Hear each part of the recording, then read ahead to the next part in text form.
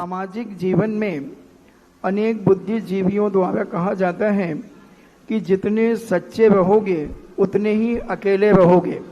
पूछवी क्या इस संबंध में मेरी जिज्ञासा है कि सच भीड़ से भी अकेला क्यों होता है? सत्य अकेला इसलिए होता है क्योंकि सत्य अकेला ही होता है। सत्य जो है वह किसी मायद से किसी भी रूप में कंप्रोमाइज नहीं करता, और सत्य अकेला है इसलिए उसकी कीमत है, क्योंकि सत्य इतना तेजवान होता है कि उसे अनेकों की जरूरत ही नहीं पड़ती। एकः चंद्रः तमोहन्ति, एक चंद्रमा जब सारी दुनिया के लिए प्रकाश देने में समर्थ है तो दूसरे चंद्रमे की जरूरत ही क्या है?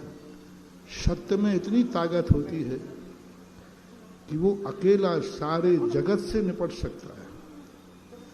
एक और सारा जगत का रूप बन जाए और अपना हृदय से सत्य रूप है तो वह सत्य के रूप में ही प्रकाशमान होता है।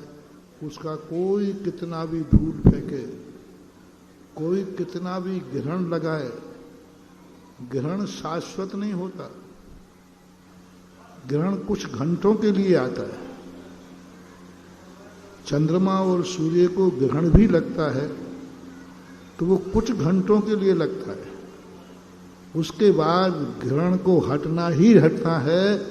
चंद्रमा जैसा था वैसा ही होगा। चंद्रमा पर सूर्य पर कोई फर्क नहीं पड़ता। ग्रहण कुछ घंटों के लिए उसके प्रकाश को कम कर देंगे, उसके प्रकाश को रोक देंगे, वो कुछ घंटों तक रहेगा। उसके बाद जो सूर्य का तेज है, चंद्रमा का तेज है, वह तेज ना तो आज तक कोई नष्ट कर पाया और ना कर पाएगा। सत्यमेव जयते। श्रीमती माधवी जैन बनगांव से पूछती हैं, मेरे आराध्य के चरणों में कोटिशा नमन। महाराज जी, पूज्य आचार्य श्री का एक हाइकू है, जवाब ना देना ही लाजवाब है, परंतु व्यक्ति को किस सीमा तक जवाब ना दें और लाजवाब बने रहें, मेरी जिज्ञासा का समाधान है। जवाब मूर्खों को कभी नहीं देना।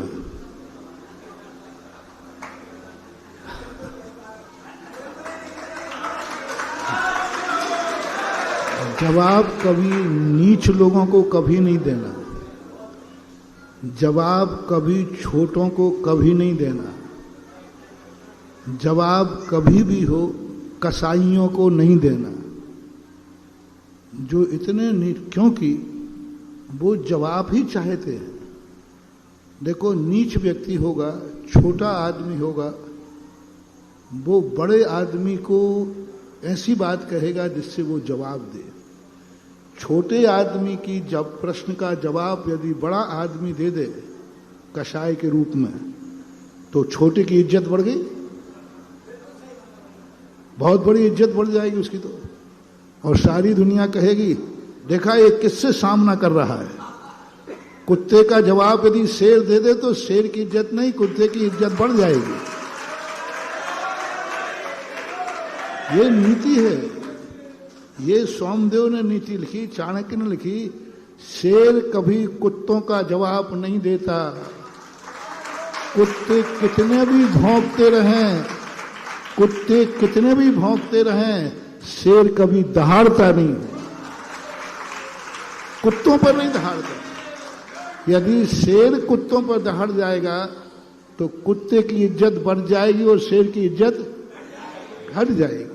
इसलिए नीति है वो। पूज्य आचार्य महाराज ने जो लिखा मूक माटी में, एक बार आचार्य श्री ने इसके ऊपर प्रवचन दिया था, जवाब नहीं देना ही किनका? जो मूर्ख लोग हैं। मूर्खों यदि तुमने ज्ञानी बन करके जवाब दिया तो बहुत गलत हो जाएगा, उसकी मूर्खता विद्वान की कोटि में आ जाएगी। जो कसायवान हैं, जो अपने आप में इतने नीच प्रवृत्ति पर उतरते हैं, जिन्हें ना तो धर्म की चिंता है ना कर्म की चिंता है, कुछ भी नहीं है, ऐसे नीच लोगों के लिए जवाब नहीं देना, क्योंकि उनको जवाब देने से उनकी इज्जत बढ़ेगी। जवाब छोटा व्यक्ति हमेशा बड़ों से भिड़ करके अपनी इज्जत कमाना चाहता है। आपने देखा आतंकवादी किसको निशाना बनाते, छोटे को कि बड़े को? भिखारी तो रास्ते रास्ते में पड़े रहते, जितने चाहे को मार दे, लेकिन वो बनाएगा किसको? जब बड़े को निशाना बनाएगा तभी तो उसकी ख्याति बढ़ेगी। तो नियम है, जो गंदे लोग होते हैं वे अच्छे लोगों को निशाना बनाया जाता है। इसलिए गंदे लोग तुम्हें कितना भी उत्तेजित करें, कितने भी चिढ़ाएं, कितने भी तीख पड़ें, ये भी कहें तुम एक बाप के हो तो आ जाओ, तो भी तुम जवाब मत देना, क्योंकि जवाब देते ही उसकी इज्जत बढ़ जाएगी। जवाब दिया जाता है बराबरी वाले को, जवाब दिया जाता है ज्ञानी को, जो हमारे जवाब को समझे। यदि हमने जवाब दिया है तो सामने वाला उस जवाब को समझने वाला भी तो हो, क्योंकि कसायवान व्यक्ति को जवाब दोगे तो वो उसकी कसाय और बढ़ेगी। कसाय कभी कसाई व्यक्ति की कभी कसाय शांत, जवाब देने पर और कसाय बढ़ेगी, वो उसका और कोई नया अर्थ निकाल लेगा। तुम कुछ ही अच्छे से कहोगे, वो कुछ नया अर्थ निकाल लेगा। इसलिए कुत्तों का जवाब कभी शेर को नहीं देना चाहिए, और आज तक मैंने कहीं नहीं देखा कि शेर की दहाड़ कभी कुत्तों को भी हुई। कुत्ते कितने भी भौंके, शेर कभी नहीं दहाड़ेगा। ये शेर की इज्जत है, शान है।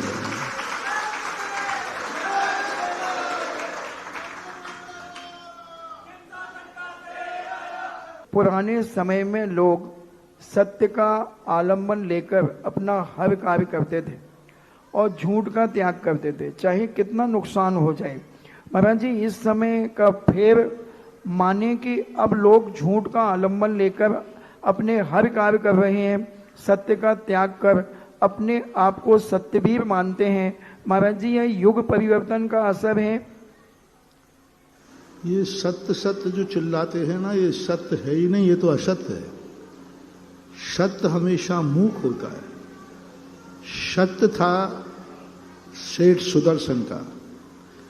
सुदर्शन के ऊपर जब आरोप लगाया, बहुत बड़ी बात कह रहा हूं, सत्यवान व्यक्ति सत्य को सिद्ध करने के लिए कुछ नहीं करता।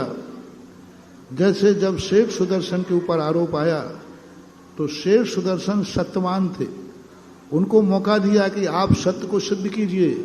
बोले सत्य को मैं सिद्ध नहीं करूंगा, सत्य स्वयं अपने आप में सिद्ध होगा।